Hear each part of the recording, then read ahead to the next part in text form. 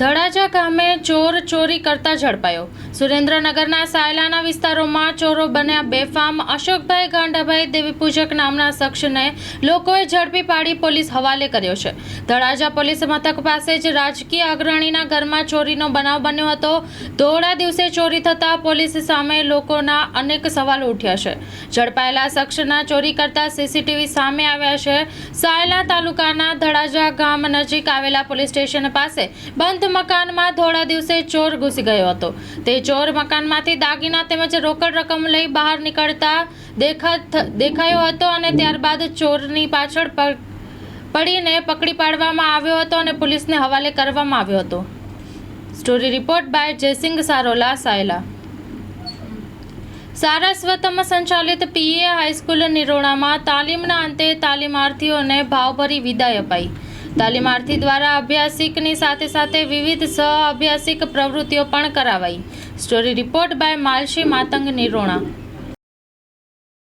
નમસ્તે, હું અલ્પેશ જાની, માધ્યમિક શિક્ષક, એસએસપી હાઈસ્કૂલ નિરોણા। આજરોજ અમારી શાળામાં મુન્દ્રા બીએડ કોલેજના તાલીમાર્થી તરીકે આવેલા સાવિત્રીબેન નઝારે 3 મહિનાની તાલીમ પૂર્ણ કરતા આજે એમના માટે વિદાય સમારોહ યોજવામાં આવેલ હતો અને આ વિદાય સમારોહમાં અમારી શાળાના આચાર્ય શ્રી ડોક્ટર VM ચૌધરી સાહેબ દ્વારા તેમને પુસ્તક આપી તેમને સન્માનિત કરવામાં આવેલા હતા અને સાથે સાથે તેમને સારા ભવિષ્યની શુભકામનાઓ પણ પાઠવેલી હતી। અમારી શાળાની બહેનો દ્વારા તેમને શાલ ઓઢાડી અને સન્માનિત કરવામાં આવેલા હતા અને આ તકે તાલીમાર્થી એવા સાવિત્રીબેને પણ 3 મહિનાના સમયગાળામાં એમણે જે પણ સ્પર્ધાઓ કરેલી હતી તે સ્પર્ધાઓના વિજેતાઓને પણ તેમના દ્વારા ઇનામો આપી અને પ્રોત્સાહિત કરવામાં આવેલા હતા। સાકણચંદ પટેલ યુનિવર્સિટી વિસનગર ખાતે નવરાત્રી મહોત્સવ થાનગઢ। સાકળચંદ પટેલ યુનિવર્સિટી વિસનગર ખાતે નવરાત્રી મહોત્સવ થનગનાટ 2024ના બીજા દિવસે કેબિનેટ મંત્રી ઋષિકેશ પટેલની વિશેષ ઉપસ્થિતિમાં ખેલૈયાઓએ ગરબાની રમઝટ બોલાવી। જોઈએ તેનો વિશેષ અહેવાલ। સ્ટોરી રિપોર્ટ બાય મયુર પંડ્યા।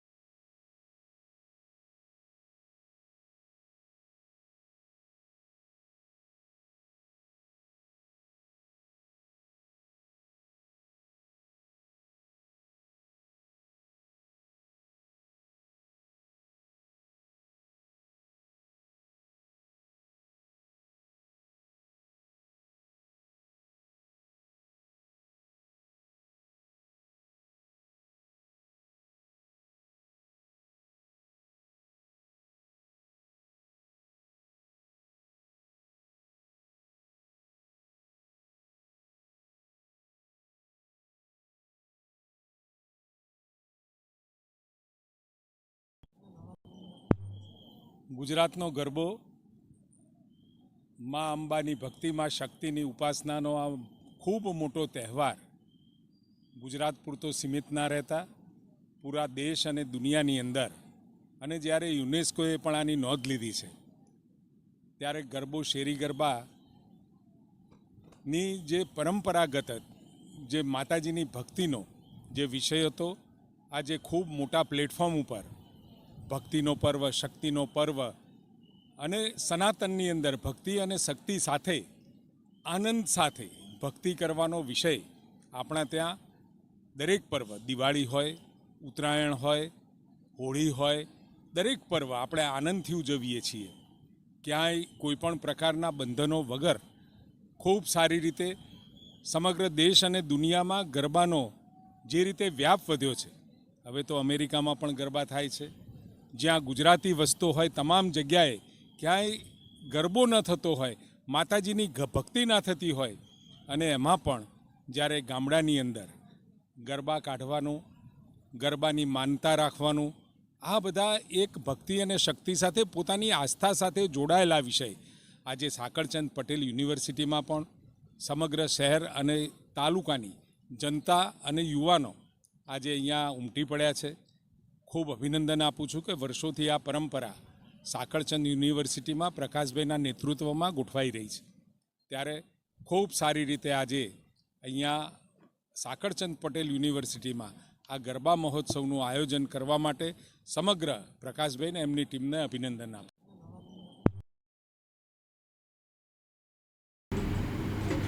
ભુજ વોકડા ફળિયામાં 58 વર્ષથી નવરાત્રિનું આયોજન કરવામાં આવે છે. જોઈએ તેનો અહેવાલ સ્ટોરી રિપોર્ટ બાય દર્શન મહેતા, ભુજ.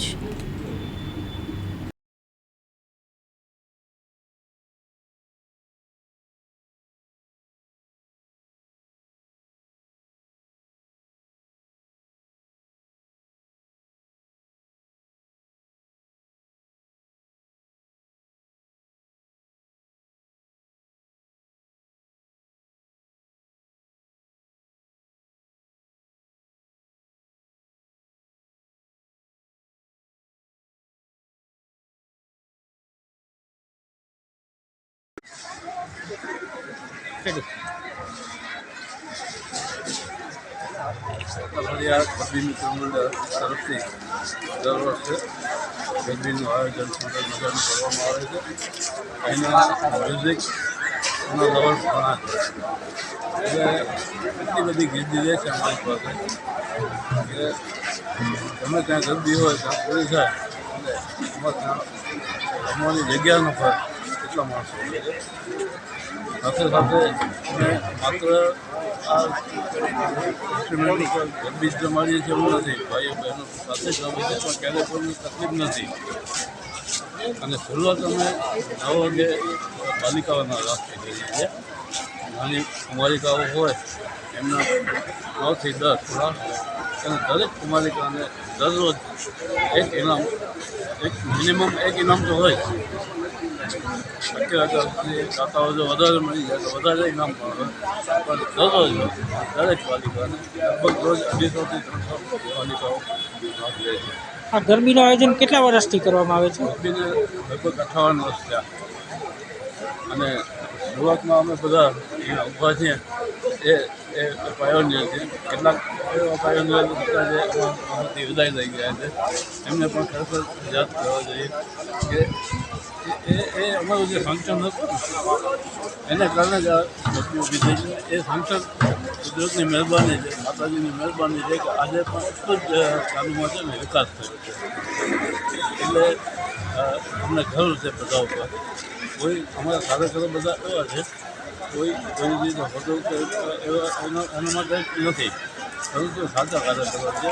અને એમને કેવું પડે તારે આ કામ કરવાનું છે, પોતાનું અનુભવ કામ પોતે દીપાવે કરે જ નહીં, દીપાવે કામ. આ રીતના કાર્યકરો છે એને કારણે અમને આટલી પ્રસિદ્ધિ મળી છે અને અમે સક્સેસ છીએ.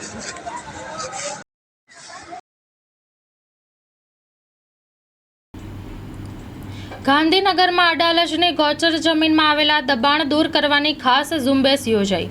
અડાલજ ગામની ગોચર જમીનમાં ઊભા થઈ ગયેલા કાચા પાકા અંદાજે 100 જેટલા દબાણ દૂર કરાયા. ગોચરની 4,624 મીટર જમીન દબાણ મુક્ત કરાઈ. ગાંધીનગર જિલ્લા કલેક્ટર મેહુલ દવેના માર્ગદર્શન હેઠળ અડાલજ ખાતે ગોચર જમીનમાં ઊભા થયેલા દબાણો દૂર કરવાની ઝુંબેશ કરવામાં આવી હતી. અડાલજ ગ્રામ પંચાયતની ગોચર જમીનમાં દબાણ વધી ગયા હતા અને આ ગોચર જમીન અડાલજ મહેસાણા હાઈવે ઉપર કલોલ તરફથી માર્ગ પર આવતા હતા. આ દબાણના કારણે ટ્રાફિકની સમસ્યા સાથે ત્યાં આવેલી હોટલ, પાન મસાલાની દુકાને જતા લોકો દ્વારા આડેધડ પાર્કિંગ કરવામાં આવતું હતું, જેના કારણે ક્યારેક અકસ્માતની ઘટના પણ બનવાની શક્યતા હતી. કાચા પાકા દબાણ સાથે હોટલો, મોલના દબાણ પણ વધી રહ્યા હોવાથી આ અંગે જિલ્લા વહીવટીતંત્ર દ્વારા આ દબાણ દૂર કરવા ખાસ ઝુંબેશ શરૂ કરવામાં આવી હતી. Story report by Amit Patel, Gandhinagar. રાજ્ય સરકારે લાખો કર્મચારીઓના હિતમાં ઐતિહાસિક નિર્ણયો કર્યા. મુખ્યમંત્રી ભૂપેન્દ્રભાઈ પટેલના માર્ગદર્શન હેઠળ રાજ્ય સરકારે લાખો કર્મચારીઓ અને તેમના પરિવારજનોના વિશાળ હિતમાં ઐતિહાસિક નિર્ણયો કર્યા છે. મુખ્યમંત્રીના દિશા દર્શનથી રાજ્ય સરકારના 3 જેટલા મંત્રીઓએ કર્મચારી મંડળો સાથે યોજેલી બેઠકો બાદ આ નિર્ણયો લેવામાં આવ્યા છે. આ નિર્ણયોની જાહેરાત પ્રવક્તા મંત્રી ઋષિકેશ પટેલે રાજ્યમંત્રી જગદીશ વિશ્વકર્મા અને બચુભાઈ ખાબડની ઉપસ્થિતિમાં કરી હતી. તારીખ 1/4/2005 પહેલા વિવિધ સંવર્ગના ફિક્સ પગારમાં નિમણૂક કરાયેલા 60,000થી વધારે જેટલા અધિકારીઓ કર્મચારીઓની જૂની પેન્શન યોજનાનો લાભ આપવા સૈદ્ધાંતિક સ્વીકાર તેવું જણાવતા પ્રવક્તા મંત્રી ઋષિકેશભાઈ પટેલ. સુરત માંડવીની આશ્રમ શાળામાં પ્રિન્સિપાલે જ 20 વિદ્યાર્થીનીઓ સાથે અડપલા કરતા ચકચાર મચી જવા પામી છે. સુરત જિલ્લાના માંડવી તાલુકામાં આવેલી એક આશ્રમ શાળામાં ફરજ બજાવતા 52 વર્ષના પ્રિન્સિપાલની કાળી કરતૂત સામે આવી છે. તેણે આશ્રમમાં રહેતી અને ધોરણ 7 અને 8માં અભ્યાસ કરતી 15થી 20 વિદ્યાર્થીનીઓ સાથે અડપલા કરી છેડતી કરતા ચકચાર મચી જવા પામી છે. આદિજાતિ આશ્રમ શાળા અધિકારીએ પ્રાથમિક તપાસ કર્યા બાદ પોલીસ ફરિયાદ નોંધાવતા પોલીસે પોક્સો અને એટ્રોસિટી એક્ટ હેઠળ ગુનો નોંધી પ્રિન્સિપાલની ધરપકડ કરી છે. પોલીસે ભોગ બનનાર તમામ વિદ્યાર્થીનીઓના નિવેદનો લઈને વધુ તપાસ હાથ ધરી છે.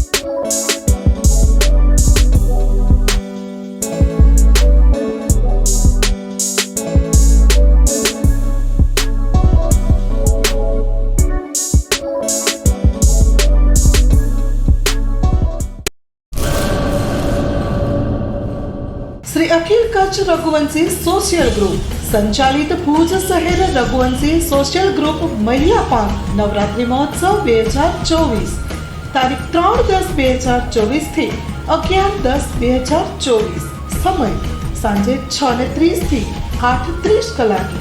સ્થળ વિરામ હોટલ ભુજ. નિમંત્રક શ્રીમતી અહુલીબેન એસ ઠક્કર. પ્રમુખ 9898598475. ઈલાબેન છે ઠક્કર. મંત્રી 8469718777.